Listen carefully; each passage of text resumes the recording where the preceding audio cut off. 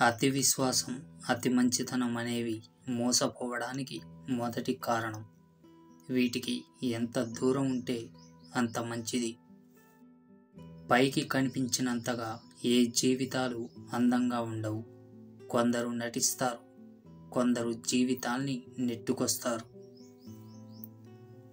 ఓటమికి ఓడించే సత్తా ఉంటే ఓపికకు ఓటమిని సైతం గెలిపించే సత్తా ఉంటుంది.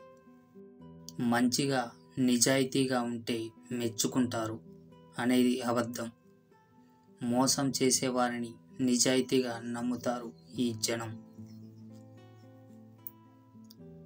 నీ గెలుపు గొప్పగా ఉండాలంటే మొదట నువ్వు ఓడిపోవాలి.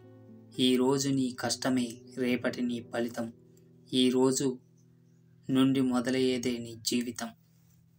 గెలుస్తా అనే నమ్మకం నీకు ఉన్నప్పుడు ఓడిపోతాననే ఆలోచన నీకు రాకూడదు. ఈ రోజుల్లో మోసం చేసే ప్రతి వాడు మంచోడే, మంచిగా ఉండే ప్రతి వాడు మోసగాడు. చివరికి మోసపోయేది వాడే. జీవించే కాలం ఎక్కువ అయ్యే కొద్దీ జీవితం మీద ఆశ తగ్గిపోతుంది. ఇద్దరికి జరిగే న్యాయంలో ఒకరికి జరిగేది ఎప్పుడూ అన్యాయమే.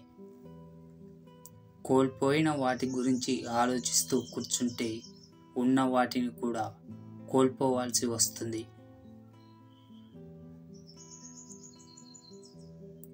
అవమానం జరిగిన చోట నేర్చుకోవాల్సింది తిరిగి నిలబడే ధైర్యాన్ని, అంతేకాని తిరిగి అవమానించే గుణాన్ని కాదు.